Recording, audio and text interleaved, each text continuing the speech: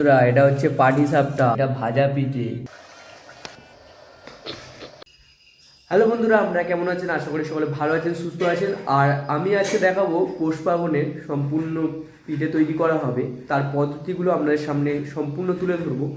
চলুন ভিডিওটা শুরু করা যাক।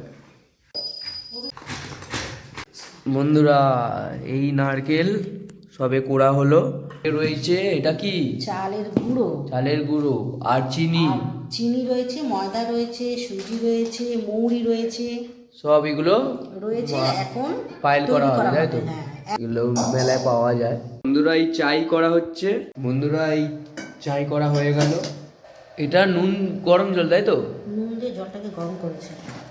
এটা এখন মাখা হবে। এই যে জল দেওয়া হচ্ছে, এই গোল গোল করে মোড়া হচ্ছে।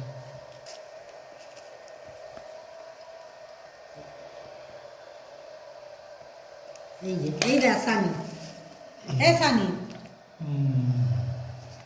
সুন্দর হয়েছে না? কত সুন্দর হয়েছে, একটা দেখা কত সুন্দর হয়েছে। বন্ধুরা, এই বানানো হয়ে গেল, এই মোড়া হচ্ছে, থালা সাজানো রয়েছে, এগুলো ডিজাইন করা হয়েছে। এই দেখো, সবাই মানলাম তো।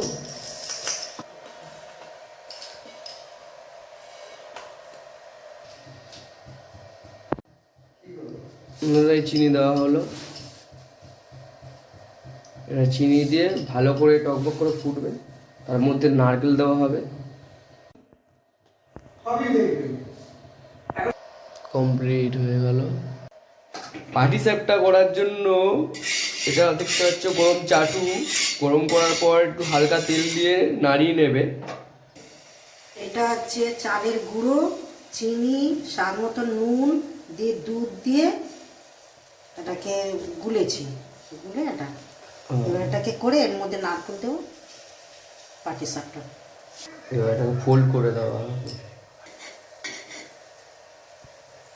ভাজার পিঠা তৈরি করা হচ্ছে, তাই তো? হ্যাঁ, এর মধ্যে কি দেওয়া হচ্ছে? ওতে সুজি দিলাম, মৌরি দিলাম, আর ময়দা দিয়েছি, আর চালের গুঁড়ো দেবো।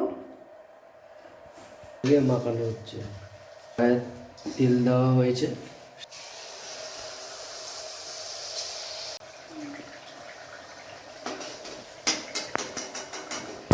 বন্ধুরা, এটা হচ্ছে পাটি সাপটা, এটা ভাজা পিঠে, এটা সিদ্ধ পিঠে, এটা হলো দুধ পিঠে। বন্ধুরা, এই তৈরি হয়ে গেছে, খাচ্ছি, হেভি লাগছে। বন্ধুরা, ভিডিওটি যদি ভালো লেগে থাকে আপনাদের, তাহলে অবশ্যই বন্ধুদের সঙ্গে প্লিজ শেয়ার করার অনুরোধ রইল।